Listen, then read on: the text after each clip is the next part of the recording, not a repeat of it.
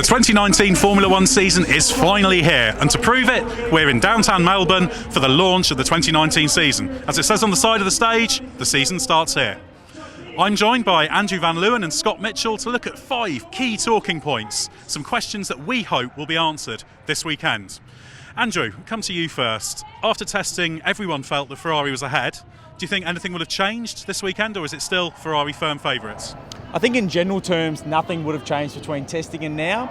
The big question mark going into this weekend is that this Albert Park circuit has the potential to throw up some odd results. And we've seen in the past couple of seasons, Ferrari's gone well here and not necessarily had a dominant car across the entire season. So perhaps this is an opportunity for Mercedes or for Red Bull to get one up on Ferrari to kick off the season, and then we'll see it settle into a more natural order as we get into the next couple of races. The interesting question, Scott, also about Ferrari. New teammate for Sebastian Vettel, Charles Leclerc. Everyone expects Vettel to be the lead driver, but Leclerc is seriously quick. Can he spring a surprise? Well, when Leclerc made his F1 debut here only 12 months ago, I think we were all expecting big things from him, and he came out the blocks pretty quickly. But he did struggle the first 2 or 3 races to find his feet. I'm not expecting him to have the same troubles this year. He knows the circuit. He's already pretty comfortable in the team, and it looks like he's going to have a really quick car under him. So it's going to be a tough ask to go at a 4-time world champion straight out the blocks like that. But if anyone can do it, I think Leclerc can, because he's arguably the most exciting talent to come into F1 for some time. I do wonder if we'd be having this conversation if it wasn't for what happened in 2014 with Daniel Ricciardo and Sebastian Vettel, because if you look at it on facts, you have a 4-time world champion, as you mentioned, and a guy coming into his second season. Sebastian's so well embedded in Ferrari, you would think that it wouldn't be that much of a contest, and you would hope that Sebastian learnt something from that 2014 season and how to deal with that situation. It might be a different case this time around, and I think that there's a big potential for him to show that he is still, at the moment, a class above Leclerc, at least in the first part of the season. It's going to be interesting to see. Of course, remember, Eddie Irvine, when he became Michael Schumacher's Ferrari teammate, out-qualified him here back in 1996. That trend didn't entirely continue, though, so maybe not a great omen for Charles Leclerc. You mentioned Red Bull. What are we expecting from Red Bull and Honda? Do you think that they can be in the fight right at the front? We're expecting them to be strong, certainly no worse than last year, but is it going to be another season of almost but not quite? Well, it comes back to the fact that we could always see a slightly odd result here at Albert Park, and I guess the fact that they've rushed some updates that they were going to use in China for this weekend sort of says that they think that at least Mercedes might be in the firing line there and expect that they can get something off them this weekend. I think one of the big things that Red Bull will probably have as an advantage this weekend is, first of all, great confidence. We've already heard Helmut Marko say that they've brought forward upgrades that they weren't going to have on the car until race 3, because Adrian Newey and the technical team are so confident, they're so excited and motivated that they've cracked on, and they think they can bring them here early, get that performance early. And the other factor as well is that even though Red Bull didn't have a very clean race last year, the car with the Renault engine was really quick. They were super fast. Daniel Ricciardo, I remember charging through and just missing out on a podium finish.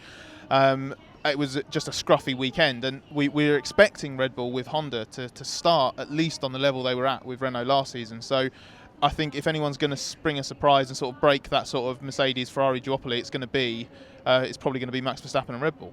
And with Mercedes not having a perfect pre-season, you'd say that maybe picking them off is possible for Red Bull. Yeah, exactly. Especially because there's this newfound sort of confidence and excitement. I think everyone in Red Bull have got a fresh motivation and a fresh enthusiasm for the season. They've been trying not to sort of big up expectations too much, but I think it's fair for us to say that we expect to see Red Bull Honda win races this year. Whether that's going to come this weekend, maybe that's a bit too soon, but a podium challenge isn't out of the question at this stage. Well, one of the people that most of the crowd here in the square are here to see is Daniel Ricciardo, although I did see a very large Robert Kubica flag earlier, but there's loads of Renault caps, so Daniel Ricciardo is the big question. Now, we're fortunate enough to have someone who actually once beat Daniel Ricciardo in a Formula Ford race, Andrew van Leeuwen. Do you think Daniel Ricciardo is going to have reason to regret not being in a Red Bull this weekend? We talked about this before the filming. Thank you for bringing that up. I don't think so. I think if we look at everything that's gone on over the past, well, certainly since he announced that he was leaving the team, all the stuff that's come out through the Netflix documentary, through various interviews that he's done, where he talks about how unhappy he was there. He wasn't feeling the love is the latest line that he's used about that. I think that there would have to be such a clear performance advantage from that team for him to actually regret what he's done, at least in the short term. So I guess if Max and Pierre lock out the front row and win the race by 15 seconds, he might sit back and go, I would have put up with not feeling the love if I was going to be able to go out and challenge for a world championship.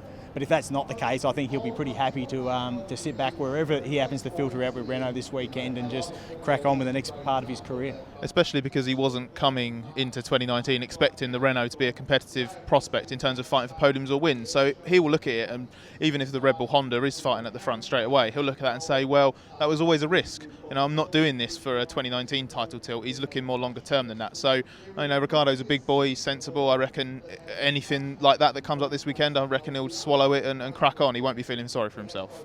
And really, Scott, the Ricciardo question is connected to the midfield question. Who is going to lead the midfield? We expect it to be Renault in terms of the size, the budget, the expectations, but testing suggested it's going to be a little bit tighter than that. Yeah, I was really worried then you were going to ask me to say who is actually leading the midfield, because I haven't got a clue. The Renault, you would expect to be at the front. Haas looked really quick. Alfa Romeo looked really quick at times. We know that Racing Point's basically going to turn up with a completely different car. The Toro Rosso looked really quick at times. So it's really, really difficult. I don't really know where sort of anyone exactly is going to slot in, but if I had to put my money on it, I would say that I would expect a repeat of last year when Haas came out the blocks absolutely flying. Just maybe they'll probably be a bit sharper on their pit stops this time. And the final question this weekend is about a team that probably is the only one that isn't excited to be here, Williams. The car was late, the car was slow, they've had to make some tweaks to ensure legality. Paddy Lowe has gone on a leave of absence. He's effectively left the team, their chief technical officer. It's a real mess. So Scott, what are you expecting from Williams? Is it going to be anything other than last place on pace? I think it's going to be a lot of it's going to be a character building weekend. It's going to be a weekend in which George Russell, Formula 2 champion and F1 rookie, sort of understands that you have to massively change your expectations when you step up from the junior categories into F1.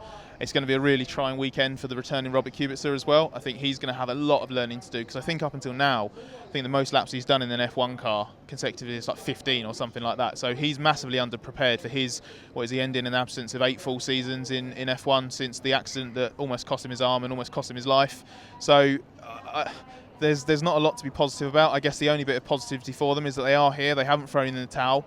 And while we're not biased or anything like that, but I think everyone would like to see sort of fortunes pick up at Williams after. If their season's as bad as pre-season, then 2019 is going to be a nightmare.